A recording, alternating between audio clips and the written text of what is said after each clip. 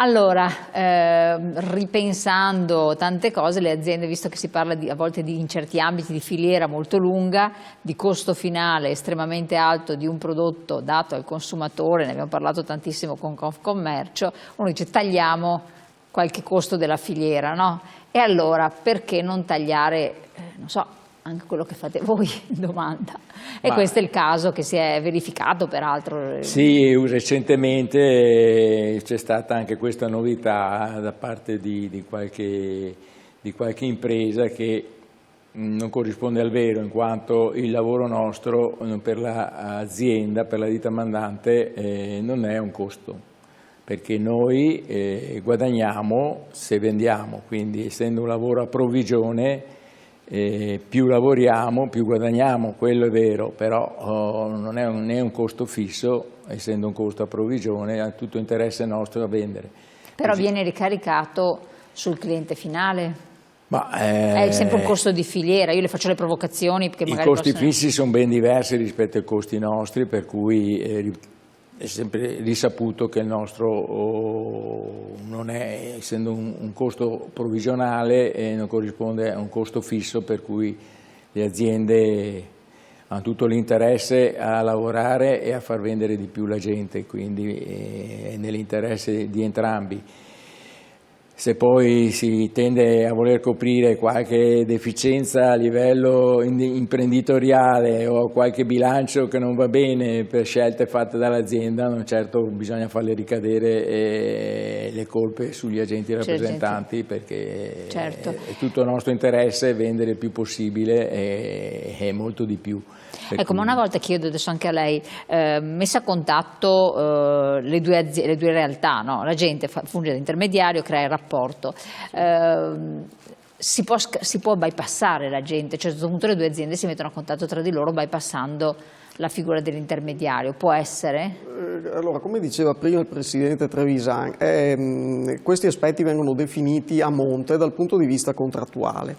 Nel senso che se l'agente ha l'esclusiva di zona in contratto, l'azienda mandante non può bypassarlo per tutta la durata del rapporto, e queste clausole che noi verifichiamo puntualmente quando ci vengono consegnati mandati in visione. Quindi chi fa questa professione è bene che si faccia visionare dall'associazione di categoria le clausole che vengono emesse. Chi ha questa esclusiva di zona o di territorio o di clienti, perché esistono anche le esclusive personalizzate per cliente, possono stare relativamente tranquilli, perché in forza di queste clausole le aziende non possono scavalcarli, o meglio, se dovessero scavalcarli, la gente ha comunque diritto a percepire le provvigioni anche sugli affari che le aziende fanno in modo diretto con i loro clienti.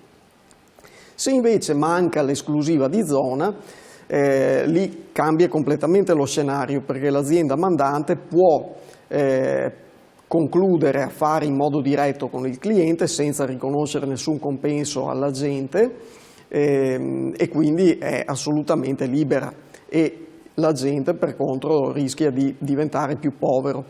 Quindi ecco, per tutelarsi da questa situazione cosa si può fare?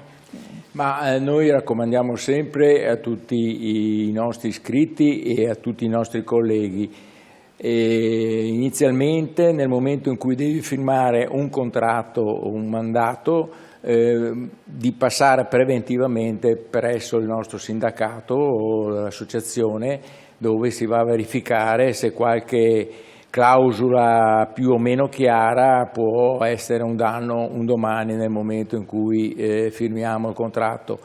E per questo io mi raccomando sempre ai nostri colleghi giovani, soprattutto quando finiscono il corso di formazione e sono pronti a partire, di avvicinarsi a un'associazione, avvicinarsi al sindacato, perché tutte queste cose devono essere definite all'inizio. Nel momento in cui metti la firma, se non hai ben chiaro delle clausole ben precise, dopo succedono i problemi. Assolutamente. Ed è per quello che noi raccomandiamo: venite, non preoccupatevi, perché è tutto vostro interesse verificare.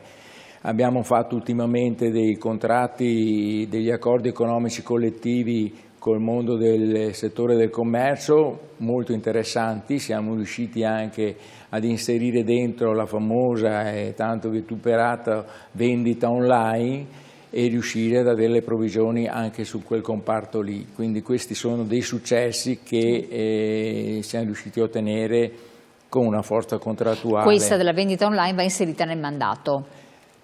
Esattamente, perché altrimenti quindi come bisogna inserire tutte queste clausole, quindi, però di base si fa sempre riferimento a questo accordo economico collettivo che fa, diciamo, da codice, da pilastro, quindi esatto, a prescindere dal contratto di mandato c'è sopra la testa, c'è questo codice. Noi raccomandiamo sempre che venga inserita una clausola, ogni eventuale regola o modifica di farsi sempre sugli accordi economici collettivi. Quindi c'è adesso una clausola di richiamo, in modo che copriamo, diciamo, gli interessi in modo al 100% per la gente nostra. Insomma. Questo è importante. Leggo il messaggio che è arrivato poc'anzi, se magari dalla regia ce lo rimettono in onda. È un bel lavoro, ma le aziende spesso e volentieri, soprattutto nel Veneto, non capiscono il ruolo fondamentale della gente. Anziché vederlo come guadagno, lo vedono come costo aggiuntivo,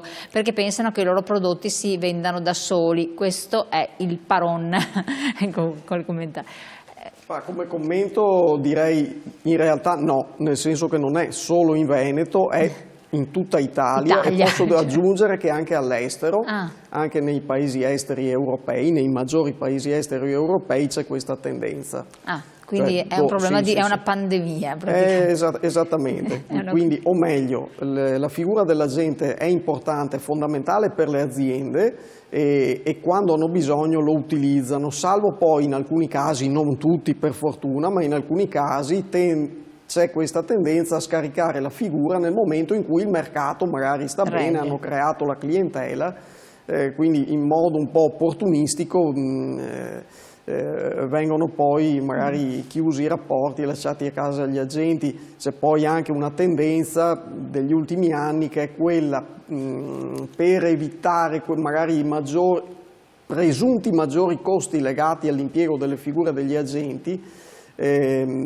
Molte aziende valutano anche l'impiego di figure commerciali interne come lavoratori dipendenti. Che non sono agenti, sono commerciali. Che non sono agenti, diventano commerciali pur interni, perché allora in questo caso, le aziende hanno un controllo maggiore sulle persone, quindi ovviamente i dipendenti sono in subordinazione del datore di lavoro. Secondo punto, perché comunque il dipendente ha una retribuzione tendenzialmente fissa, salvo premialità aggiuntive, quindi rispetto soprattutto agli agenti che magari hanno livelli provvigionali molto alti, le aziende magari provano a sostituirle con queste figure, che però non sono la stessa cosa, perché la conoscenza del mercato che ha un agente di commercio esterno, libero, diciamo così, con la propria partita IVA completamente diversa e molto maggiore rispetto ai lavoratori dipendenti commerciali. Nonostante il web sia una finestra sul mondo? Beh, una finestra, ma fino a un certo punto, perché è una finestra che dà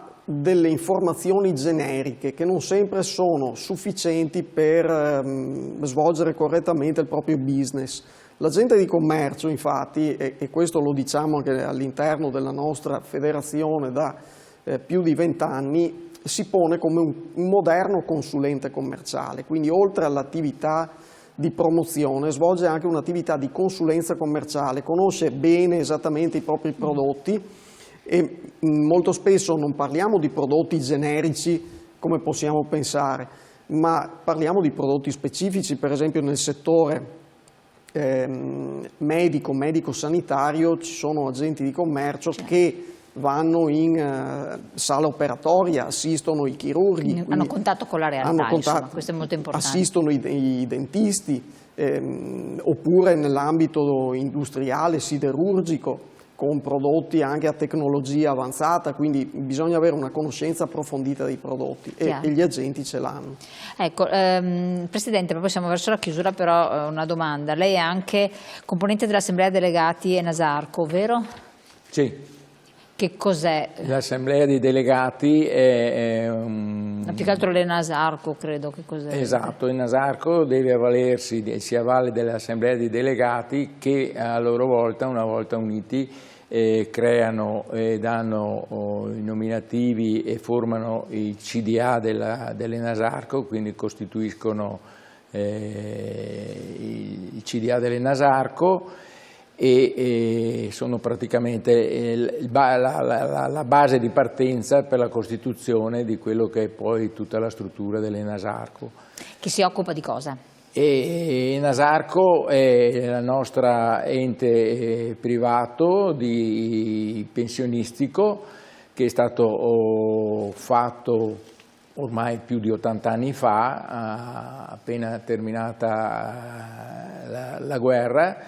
I nostri precedenti colleghi hanno avuto la lungimiranza di pensare di mettere in piedi questo istituto di previdenza proprio indirizzato prevalentemente, unicamente alla categoria degli agenti rappresentanti. E quindi possono avere una pensione. Noi in questo momento, come facciamo da 80 anni, o insieme ai versamenti che facciamo all'Istituto di Previdenza dell'INPS, li facciamo anche al nostro Istituto di Previdenza Enasarco, per cui andremo a versare annualmente i nostri contributi e ci troveremo un secondo mandato, diciamo, una seconda pensione vicina a quella dell'INPS. È un'istituzione unica in tutta Europa. Io lo faccio presente molto spesso ai nostri colleghi che sono abbastanza perplessi nel dire ma io devo pagare 2 volte i contributi, uno all'INPS e uno a voi altri. Sì, ma non è ben chiaro il discorso che i versamenti che fanno con l'Enasarco una metà sono pagati dalla ditta mandante, per cui la gente ne paga solo la metà per trovarsi poi una pensione intera dignitosa al momento che finisce il rapporto di lavoro e arriva all'età del pensionamento. Per cui è un bel risultato avere una pensione pagata a metà dalla ditta mandante. E questo è molto molto significativo. Direi proprio di sì.